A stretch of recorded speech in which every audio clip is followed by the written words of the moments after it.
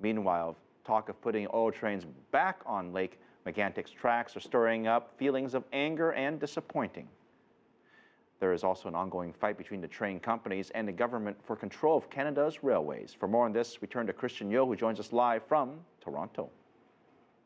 Hi, Phil. Happy 4th of July. Up here to the north, the mood is a bit more somber today. People are looking ahead to the 6th of July, which is, of course, the exact day last year at which this terrible crash occurred. And events are being held across the country. There will be a church service in Lac Megantic to remember the 47 who were killed.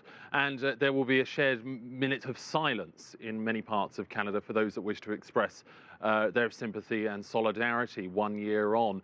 You mentioned there briefly the rebuild is still occurring today. Very slow process and increasingly costly.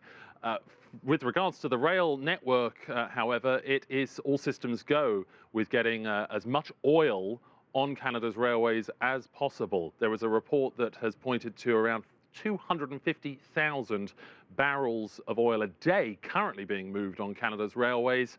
That could double by the end of this year. So if anything, risks and fears about exactly what occurred in Lac Megantic last year can only get worse. Oil producers are revving up production in Alberta, but they do face something of a challenge now from the government because it is currently dealing with its own backlog on the railways of another sort.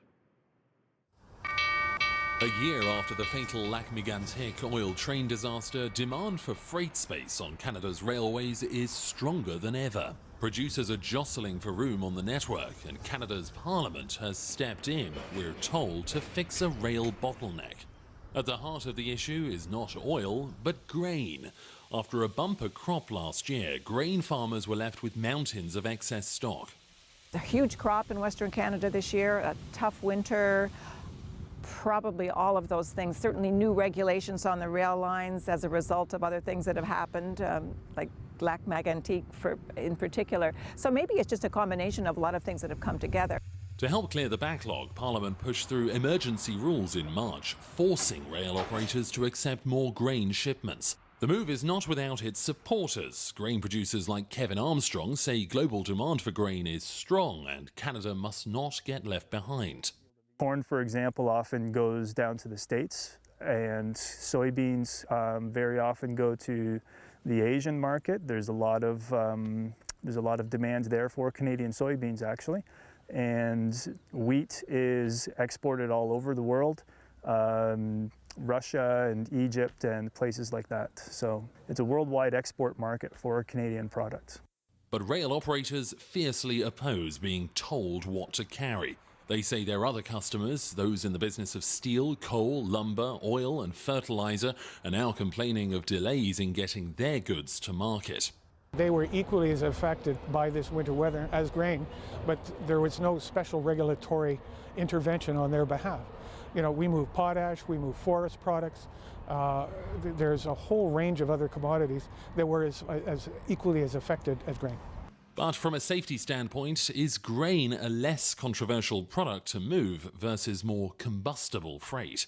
The Canadian National Railway insists safety standards have been raised across the board. The fact is that we have been able to reduce our main track derailment ratio by more than 50% in the past 10 years. And we have been taking a leadership role in improving our safety of our network through enhanced securement practices for stationary equipment. We have also adopted slower train speeds for freight trains that are carrying dangerous commodities, including crude oil. Now, Phil, the model of oil car involved in the Lac Megantic crash, the DOT 111, is still on the Canadian railways today, although it has been agreed that all of those cars will either be phased out or retrofitted with tougher safety features over the next 3 years. In the meantime, although it may be tough for exporters of other varieties, this grain law that the government has introduced could actually calm the public fears around train freight. For a Canadian that's losing sleep over the thought of another oil train crash like Lac Megantic occurring again, the idea of the railways being laden with wheat and soybeans is perhaps a preferable scenario, Phil.